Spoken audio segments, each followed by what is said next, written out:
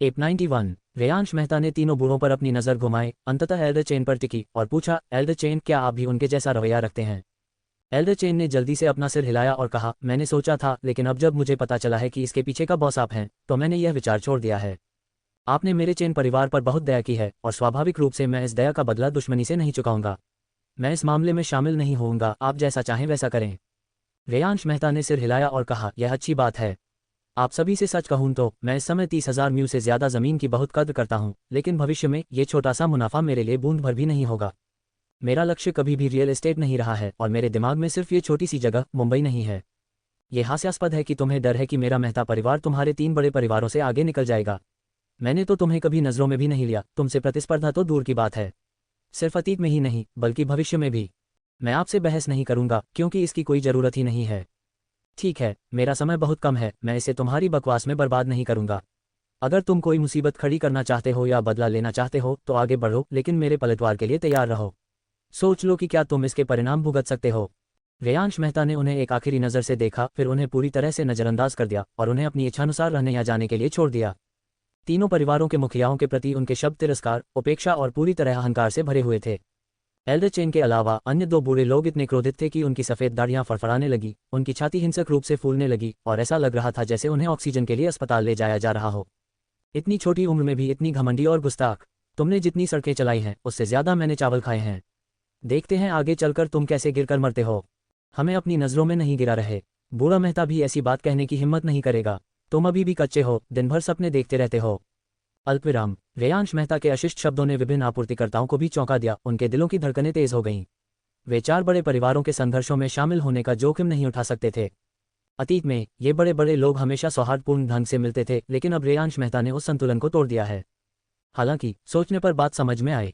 इस जमीन के साथ रेयांश मेहता की कुल संपत्ति 100 अरब से ज्यादा थी, जबकि दूसरे परिवारों की संपत्ति मुश्किल से 30 अरब तक पहुंच पाई, जिससे यह एक बहुत बड़ा फायदा था। मुंबई में आपस में जुड़े नेटवर्क को देखते हुए मूल्य युद्ध भी उन्हें धीरे धीरे मौत की ओर ले जा सकता है। इसके अलावा रेयांश मेहता का नेटवर्क सिर्फ मुंबई तक सीमित नहीं था। अगर वह उनका इस्तेमाल करना चाहे तो ये परिवार, हे परिवार, जहाज राजा, चेन परिवार और बाकी लोग मिलकर उन्हें पूरी तरह से तबाह करने के लिए काफ़ी होंगे। इसलिए विनम्र होने की कोई आवश्यकता नहीं थी। एक स्वर में हौंफने की आवाज़ें उठीं और आपूर्तिकर्ताओं ने रेयांश मेहता को प्रशंसा भरी नज़रों से देखा। उन्हें लगा कि शायद अब से मुंबई की स्थिति रेयांश मेहता इस उभरते हुए नए सितारे द्वारा पूरी तरह से बदल दी जाएगी। जबकि सभी लोग आश्चर्यचकित थे, कपूर पिता भी एक मूर्ति में बदल गए और बहुत देर तक वहीं जड़वत खड़े रहे। और जैसे ही रेयांश मेहता करीब आया, उसके चेहरे पर असहजता तुरंत स्क्रीन पर छा गई। कपूर पिता को अभी अभी आदेश मिला था और उन्हें एक नई शुरुआत की उम्मीद थी। किसने सोचा होगा कि अश्विन परमार के पीछे का बॉस असल में उसका दुश्मन रेयांश मेहता था, और उसने अभी अभी रेयांश मेहता को श्राप दिया था। वह कॉन्ट्रैक्ट अभी भी हाथ में पकड़े हुए था। इस वक्त उसे समझ नहीं आ रहा था कि रुक जाए या पीछे हट जाए। काश जमीन में कोई दरार मिल जाए और वह रेंग कर अंदर घुस जाए। ये बहुत ही शर्मनाक था। शू के पिता अभी खुद को जोर से थप्पड़ मारना चाहते थे। कितनी गंदी जबान है। उसे रेयांश मेहता को फिर से क्यों भड़काना पड़ा? वह सचमुच उसका दुश्मन था। उसे ऐसा लग रहा था जैसे वह जीवन भर रेयांश मेहता की छाया में रहेगा। उसका दिल ठंडा पड़ गया, लेकिन अंत में अपने कर्ज चुकाने और फिर से उठने के लिए वह बेशर्मी से रेयांश मेहता के पास जाने से खुद को नहीं रोक सका, एक बूढ़े कुत्ते की तरह झुककर चापलूसी करते हुए। आहा, चेयरमैन मेहता, बॉस मेहता, यहाँ छोटे शू ने नकली शराब पी ली और बकवास कर रहा था। प्लीज़, मैं आपसे विनती करता हूँ, इसे दिल पर मत लीजिए। अध्यक्ष मेहता, आप एक उदार व्यक्ति हैं, मेरे जैसे छोटे व्यक्ति से कोई द्वेष न रखें। मुझे बस यूं ही जाने दें, इसकी परवाह न करें। एक बार जब मैं सामग्री आपूर्तिकर्ताओं के साथ आपकी मदद कर दूंगा तो मैं आपका कर्ज चुका दूंगा। अध्यक्ष मेहता, मत जाए, अध्यक्ष मेहता। अल्पविराम। इस समय बिगमा ने कपूर पिता का रास्ता रोक दिया, जिससे उनका हिलना असंभव हो गया। रेयांश मेहता भी प्रवेश द्वार पर पहुंच गया था और उसका इस जोकर से परेशान होने का कोई इरादा नहीं था। केवल अश्विन परमार ने अपना सिर घुमाया, कुछ बार हंसे और कहा, कपूर पिता, समय पर सामग्री की आपूर्ति करना याद रखें, अन्यथा मुआवजा 10 गुना होगा। बोलने के बाद वह रेयांश मेहता के पीछे कंपनी की इमारत में चला गया। कपूर पिता का चेहरा पीला पड़ गया। अश्विन परमार के हाव भाव देखकर उन्हें अचानक एहसास हुआ कि उनके साथ धोखा हुआ है। उन्होंने जल्दी से अनुबंध की पुनः जांच की और तुरंत ही कई ऐसे प्रावधान देखे जो सचमुच उनकी जान ले सकते थे। इसमें कहा गया था कि 1 महीने के भीतर उन्हें मुंबई कंपनी को 30 अरब से अधिक मूल्य की विभिन्न वास्तुशिल्प सामग्री, 1000 से अधिक प्रकार की, उपलब्ध करानी थी। यदि सामग्री घटिया थी तो उसे अनुबंध उल्लंघन का 10 गुना जुर्माना देना होगा। इसके अलावा वास्तुशिल्प सामग्री के गुणवत्ता मानकों का निर्धारण मुंबई कंपनी के निरीक्षण द्वारा किया जाएगा। मुंबई कंपनी के पास व्याख्या का अंतिम अधिकार था। दूसरे शब्दों में, भले ही कपूर पिता ने सबसे अच्छी सामग्री ढूंढी हो और उसे मुंबई कंपनी को घाटे में आपूर्ति की हो, लेकिन जब तक रेयांश मेहता ने कहा कि बैच घटिया था, तब तक इसकी गिनती नहीं होगी। रेयांश मेहता इस धारा का उपयोग कपूर पिता को अनुबंध की समय सीमा के उल्लंघन तक खींचने के लिए कर सकता है। उस समय कपूर पिता को मुआवजे के रूप में सैकड़ों अरबों का भुगतान करना होगा। सैकड़ों अरबों, हजारों या लाखों साल काम करके भी वह इतना नहीं कमा सकता था। अगर उसके पास सचमुच अरबों खरबों होते तो क्या वह इतनी तंगहाली में जी रहा होता। एक पूर्ण अधिपति खंड, एक सचमुच दबंग खंड।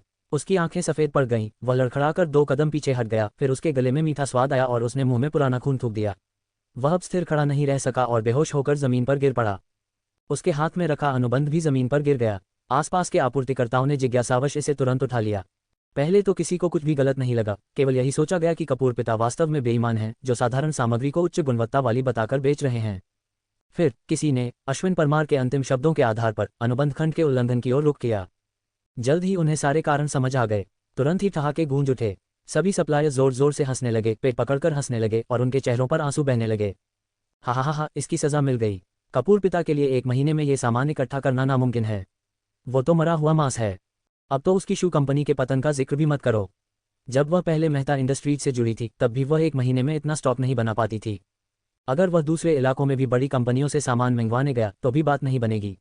व्याख्या का अंतिम अधिकार उन्हीं का है। अगर वे कहते हैं कि आपकी गुणवत्ता खराब है और निरीक्षण विफल हो जाता है, तो आप कुछ नहीं कर सकते। चाहे जो भी हो, ये बहुत बड़ा नुकसान है। वो इतना गरीब है कि पागल हो गया है। उसने कॉन्ट्रैक्ट भी ध्यान से नहीं पढ़ा। उसने एक बढ़िया डील देखी और तुरंत साइन कर दिया। कितना बेवकूफ़ है। इसमें उसकी कोई गलती नहीं है। शू कंपनी तो बस नाम की कंपनी है।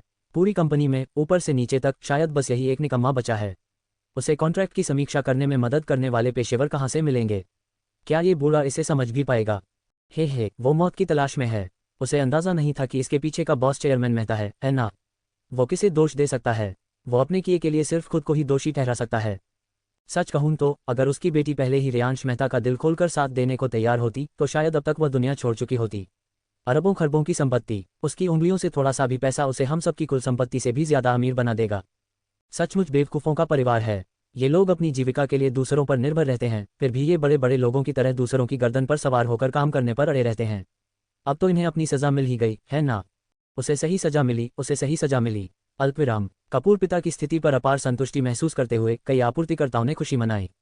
ये याद करते हुए कि कपूर पिता ने किस तरह से बहुत ही अभद्र और लालची व्यवहार किया था, वे वास्तव में उन पर कई बार हमला करना चाहते थे। आमतौर पर कहें तो ये धारा वास्तव में काफ़ी सामान्य है। ये समय और गुणवत्ता को निर्दिष्ट करती है और जब तक दोनों पक्षों के बीच संबंध ठीक हैं, कोई भी इस पर कोई हंगामा नहीं करेगा। कपूर पिता की मृत्यु इसलिए हुई क्योंकि वह नहीं जानता था कि इसके पीछे बॉस कौन था। कपूर पिता को अभी थोड़ी सी चेतना आई ही थी कि उन्होंने अपने बगल वाले व्यक्ति के उपहासपूर्ण शब्द सुने और क्रोध से पुनः बेहोश हो गए। जब वह बेहोश था तो कुछ आपूर्तिकर्ताओं ने कल उसे दी गई वस्तुएं तुरंत वापस ले लीं, जैसे विला की चाबियां, एक GLC लग्जरी कार और कुछ नकदी। कपूर पिता पूरी तरह से बर्बाद हो गए, एक बार फिर गरीबी में चले गए और उन पर सैकड़ों अरबों का कर्ज हो गया। ये आपूर्तिकर्ता अब उसके साथ सहयोग नहीं करेंगे, अन्यथा ये रेयांश मेहता के विरुद्ध होगा। आंखों वाला कोई भी देख सकता था कि यह जानबूझकर कपूर पिता को निशाना बनाकर किया गया था। इसके अलावा वे चाहते थे कि कपूर पिता डिफॉल्ट करे ताकि पाई को फिर से वितरित किया जा सके, जिससे उन्हें रेयांश मेहता के साथ सहयोग करने का मौका मिल सके। अन्य 3 बड़े परिवारों के वृद्ध लोगों ने कपूर पिता को अपने से भी बदतर स्थिति में देखकर अनजाने में बहुत बेहतर महसूस किया।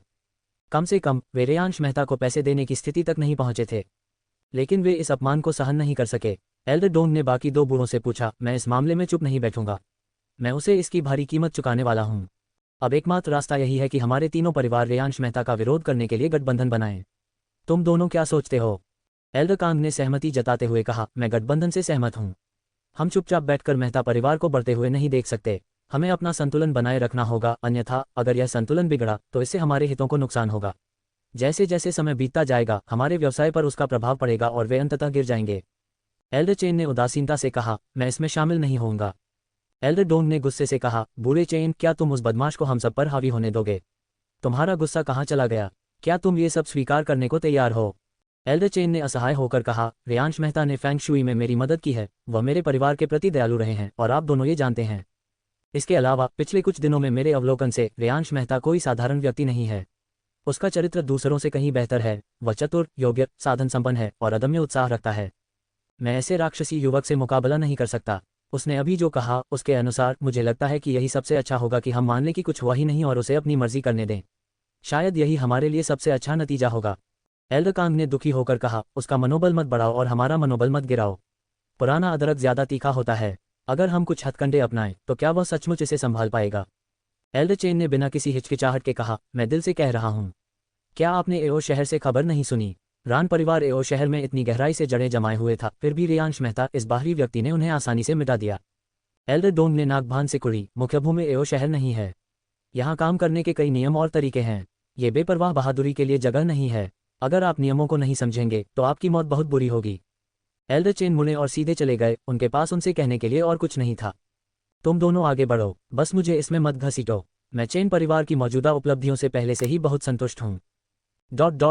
कंपनी की सबसे ऊपरी मंजिल। रेयांश मेहता बॉस की कुर्सी पर बैठ गया जिस पर अश्विन परमार बैठा करता था। उसने अपने पैर डेस्क पर टिका दिए और मुस्कुराया। अश्विन परमार ने कहा, बॉस, कपूर पिता शायद ठीक न हो। क्या हमें बाद में उस पर नजर रखने के लिए किसी को रखना चाहिए ताकि वह भागने से बच सके? रेयांश मेहता हंसा, कोई जरूरत नहीं। अब उसके पास दो ही रास्ते हैं, पहला आत्महत्या और दूसरा भाग जाना। वह चाहे कोई भी रास्ता अपनाए, इस जीवन में वह मेरे सामने कभी नहीं आएगा। जीना मरने से ज्यादा कष्टदायक है, बस इतना ही काफी है। अब उससे परेशान होने की कोई जरूरत नहीं है। उसे अकेले खेलने दो। अश्विन परमार समझ गया, बॉस सही कह रहे हैं। वास्तव में इसमें कुछ दिन भी नहीं लगे। उसी रात शू पिता ने कपूर मां को ले लिया और रातों रात जियांग शहर छोड़ दिया। शू यानरान को मानसिक अस्पताल में छोड़ दिया और यून शहर की ओर भाग गए। कपूर पिता रास्ते में बहुत सतर्क थे। उन्हें डर था कि रेयांश मेहता उनका पीछा करने के लिए लोगों को भेजेगा। उन्होंने भोलेपन से सोचा कि जब तक वह चीन छोड़कर अवैध रूप से म्यांमार में प्रवेश कर लेंगे तब तक वह नए सिरे से शुरुआत कर सकते हैं और कार्डों में फेरबदल कर सकते हैं। ऑफिस के अंदर रेयांश मेहता ने आगे कहा, सामग्री आपूर्तिकर्ताओं के मामले में जल्दबाजी मत करो। कपूर पिता के आधिकारिक रूप से डिफॉल्ट करने के बाद हम इस पर चर्चा करेंगे। अश्विन परमार ने सिर हिलाया, मैं समझता हूं, लेकिन क्या होगा अगर अन्य 3 परिवार वास्तव में एकजुट हो जाएं और हमें परेशानी में डाल दें? रेयांश मेहता ने व्यंग्य करते हुए कहा, अगर वे वास्तव में ऐसा करने की हिम्मत करते हैं तो न केवल मैं कार्रवाई करूंगा बल्कि अधिकारी भी उन्हें नहीं छोड़ेंगे। इसके बाद मैं आपको ये बताना चाहता हूं कि मैं इन 30,000 न्यू भूमि का उपयोग यूचेन समूह के लिए एक उच्च तकनीक औद्योगिक पार्क बनाने के लिए करना चाहता हूं। रेयांश मेहता ने इस भूमि के लिए अपनी योजना बताई और अश्विन परमार ने सम्मानपूर्वक नोट किया। इस भूमि का उपयोग वाणिज्यिक उद्देश्यों या आवास के लिए नहीं बल्कि केवल औद्योगिक पार्क के लिए किया जाएगा। ये सुनकर अश्विन परमार हैरान रह गया, लेकिन बॉस, अधिकारी ने हमारी जमीन पर यूनिवर्सिटी टाउन बसा दिया है। अगर आसपास का पूरा इलाका औद्योगिक पार्क हो तो क्या इससे उन्हें नाराजगी नहीं होगी? क्या ऐसा करना बहुत ज्यादा बर्बादी नहीं होगी? रेयांश मेहता मुस्कुराया, नहीं, क्योंकि यह विश्वविद्यालय एक विज्ञान और प्रौद्योगिकी विश्वविद्यालय है। वे तो ये भी चाहेंगे कि मैं उच्च तकनीक विकसित करूं ताकि छात्रों को पाठ्येतर अध्ययन और अभ्यास के अवसर मिलें। बेशक सुविधा स्टोर, दूध, चाय, कॉफी, फास्ट फूड की दुकानें और सुपरमार्केट जैसी बुनियादी जीवन सुविधाएं आवश्यक हैं, लेकिन वे मुख्य फोकस नहीं हैं। पूरे दिन रेयांश मेहता ने अश्विन परमार के साथ डिजाइन तत्वों पर चर्चा की तथा यह निर्दिष्ट किया कि किन आवश्यकताओं को पूरा किया जाना आवश्यक है। परोक्ष रूप से यांग जिंगरुई को यूचेन समूह के रियल एस्टेट उद्योग का प्रबंधन करने देने का भी इरादा था। अश्विन परमार को तब सचमुच समझ में आया कि रेयांश मेहता वास्तव में रियल एस्टेट को छोड़कर एक प्रौद्योगिकी कंपनी में स्थानांतरित हो रहा था, और वह परिणाम में एक महत्वपूर्ण बिंदु होगा और नैना सिंह संभवतः उसे अधिकार सौंप देगा। उन्होंने अपनी छाती थपथपाई और रेयांश मेहता की रणनीतिक योजना को गुणवत्ता और मात्रा के साथ पूरा करने का वादा किया। कई दिनों तक चली खबरों के बाद ये खबर फैल गई कि मुंबई कंपनी ने सैकड़ों अरबों की कीमत वाली जमीन का एक टुकड़ा 4 अरब में खरीद लिया है, और जैसे जैसे इसकी जानकारी बढ़ती गई अधिक से अधिक लोगों को इसके बारे में पता चला, और इस दौरान कई चुटकुले भी सामने आए। एक सप्लायर द्वारा बॉस को गलती से पहचान लेने और सार्वजनिक रूप से बॉस का अपमान करने की खबर भी हॉट सर्च में आई। ऑनलाइन जनमत पूरी तरह एक तरफा था, जो लगातार इस आपूर्तिकर्ता का उपहास कर रहा था तथा उसे उसके भाग्य का हकदार बता रहा था। बेशक कई लोग ईर्ष्यालु थे, लेकिन अलग अलग क्षेत्रों के कारण वे यहाँ हस्तक्षेप नहीं कर सकते थे। ये खबर विदेशों तक भी पहुंची और कई देशों के लोगों तक पहुंची। सागर के दूसरी ओर प्रकाश स्तंभ देश, न्यू सिटी, ब्रुक जिला, एक पुराने अपार्टमेंट भवन में हाल ही में स्नातक हुई एक एशियाई महिला अपने टैबलेट पर iOS मोमेंट्स देख रही थी। स्क्रीन एक फोटो पर रुक गई। यह एक सहपाठी की पोस्ट थी। फोटो में एक आकर्षक और अविश्वसनीय रूप से युवा सुंदर चेहरा दिखाई दिया। एशियाई महिला की आंखें सिकुड़ गईं, वह गौर से तस्वीर को घूर रही थी। तभी उसके मुंह से मशीन गन की तरह अविश्वसनीय अंग्रेजी शब्द फूट पड़े। ये मेरा भाई है। उसका नाम रेयांश मेहता है। ये वही है। इतने साल बीत गए और मुझे उम्मीद नहीं थी कि वह इस तरह बड़ा हो जाएगा। मेरे सहपाठियों को भी यह कैसे पता कि वह कौन है? पता नहीं उसका प्रभाव इतना ज्यादा कब हो गया।